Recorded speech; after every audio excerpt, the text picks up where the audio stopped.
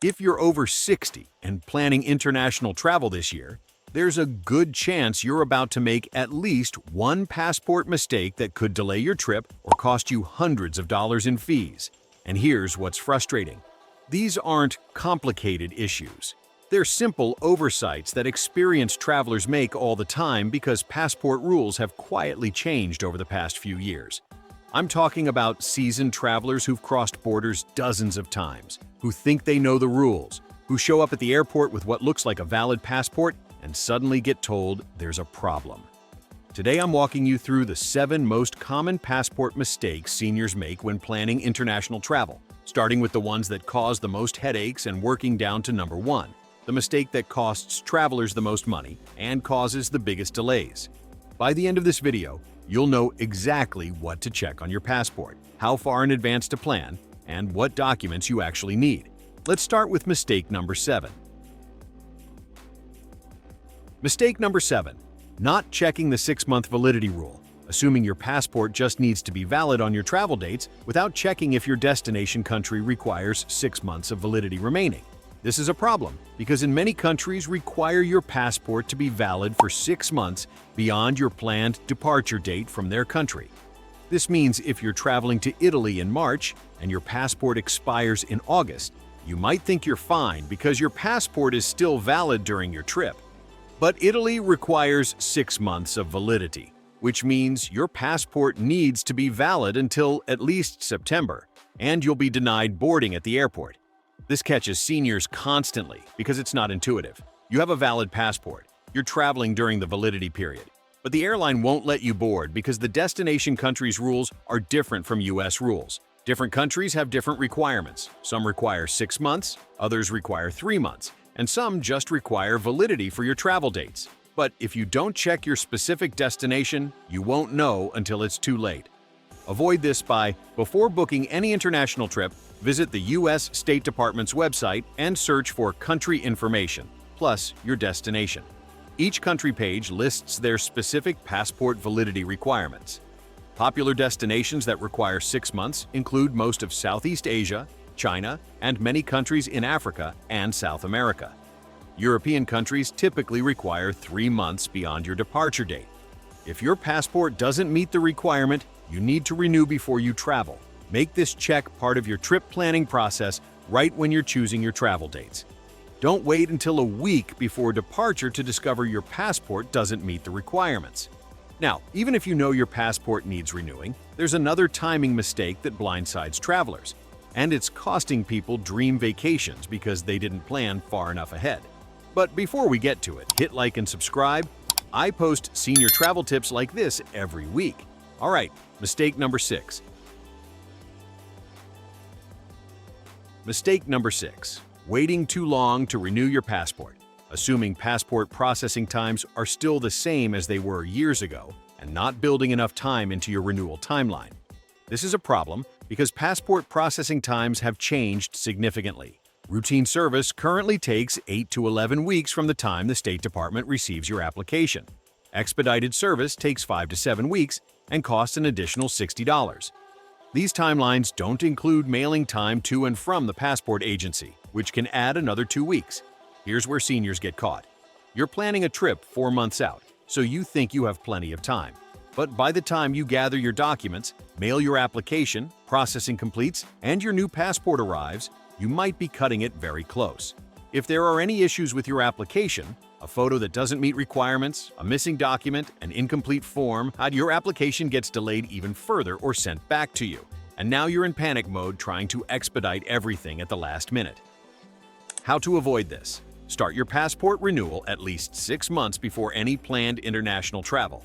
This gives you a comfortable buffer for routine processing and handles any unexpected delays.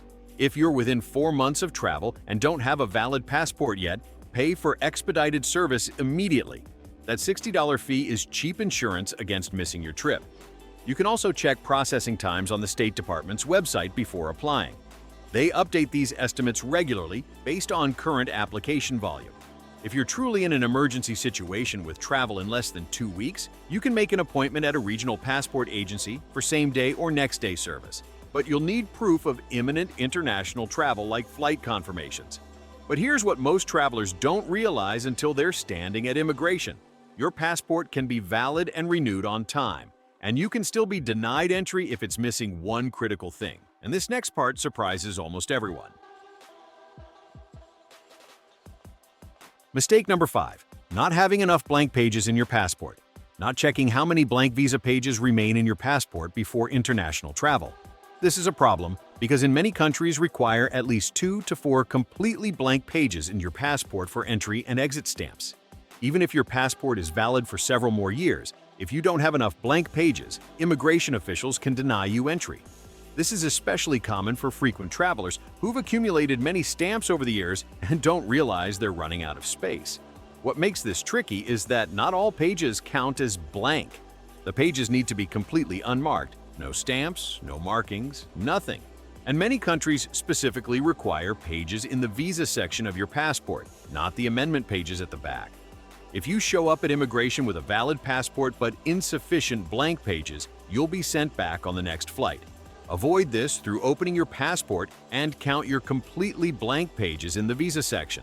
These are the numbered pages in the middle of your passport book. If you have fewer than 4 blank pages and you're planning international travel, apply for a passport renewal even if your passport is otherwise valid.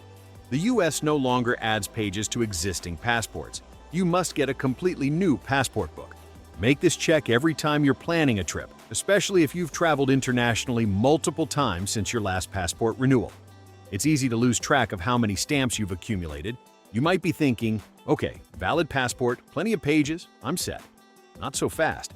There's a physical condition issue officers check for that most travelers miss, and it can get you denied even with a perfect passport. Mistake number 4. Using a damaged passport. Traveling with a passport that has water damage, torn pages, or significant wear and tear, assuming it's still acceptable because it's technically valid. Why it's a problem. Immigration officials can deny entry if they determine your passport is damaged, even if all the information is readable and the document is still within its validity period. What counts as damaged includes water stains, torn pages, even small tears, loose binding, or any damage to the photo page or biometric chip area. U.S. Customs and Border Protection states that passports with any damage should not be used for travel. This catches travelers by surprise because the passport still works for identification in the U.S., and they've used it for previous trips without issues. But a different immigration officer at a different country might interpret the damage as unacceptable, and suddenly you're being denied entry to a foreign country with no recourse. You're then responsible for booking your own flight home and potentially losing all prepaid accommodations and activities. How to avoid this? Before any international trip, carefully examine your passport. Look at the binding to make sure pages aren't coming loose. Check every page for tears, stains, or markings. Examine the photo page especially carefully. Any damage here is grounds for denial. Look at the back cover where the biometric chip is embedded. If this area is cracked or damaged, the chip might not scan properly at automated border control. If you find any damage at all, apply for a passport replacement immediately. Don't risk it. Don't assume it will be fine. The cost of a new passport is far less than the cost of being denied entry to a foreign country.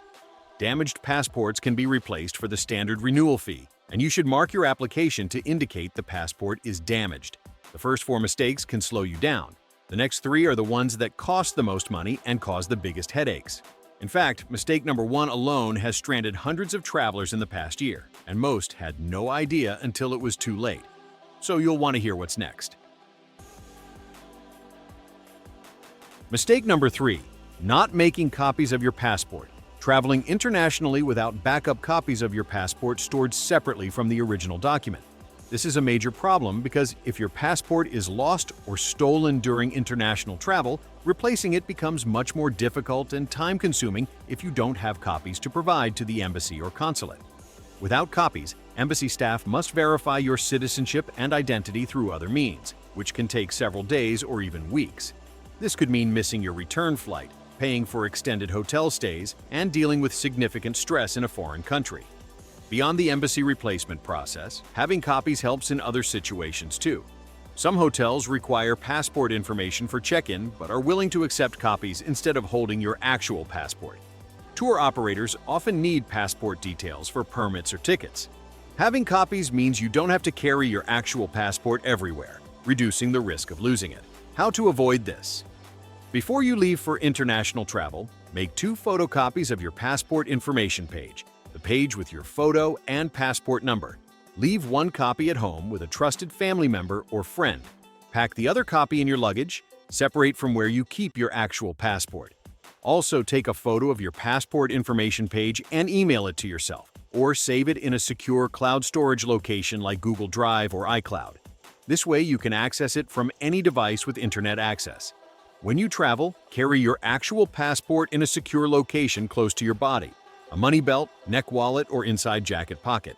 Only take it out when absolutely necessary for immigration, hotel check-in, or specific requirements. For everything else, use your copies.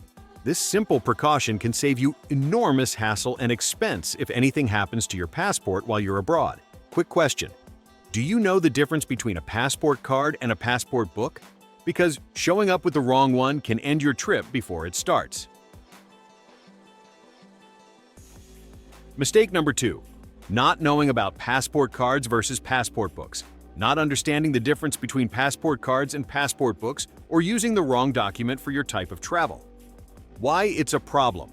The United States issues 2 types of passport documents: passport books and passport cards.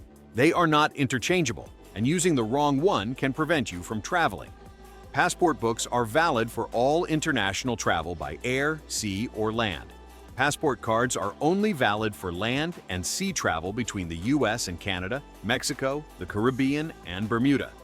You cannot use a passport card for any international air travel. This catches seniors who apply for a passport card because it's cheaper. $65 for adults versus $130 for a passport book, thinking it will work for all their travel needs. Then they book a cruise or a flight to Mexico and discover at the airport that their passport card isn't accepted for air travel. Or they apply for a passport book but don't realize they can also get a passport card for an additional $30, which would be more convenient for frequent land crossings to Canada or Mexico. How to avoid this? If you're planning any international air travel at all, get a passport book. Period. The passport card simply isn't accepted for flights. However, if you frequently drive to Canada or Mexico or take cruises to the Caribbean, consider getting both a passport book and a passport card.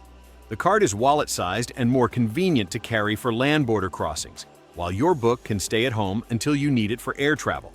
When you apply for a passport, the application form clearly asks which document you want. You can check boxes for passport book only, passport card only, or both.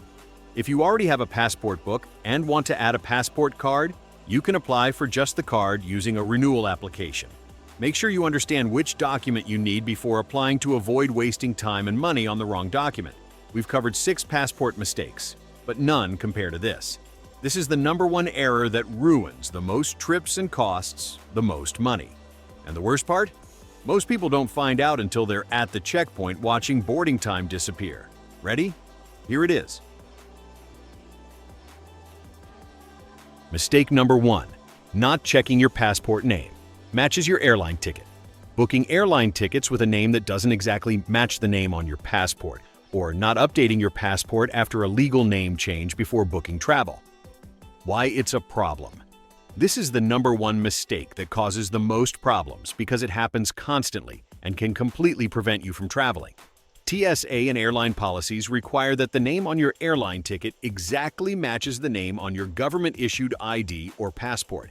Exactly means every letter, every space, every hyphen.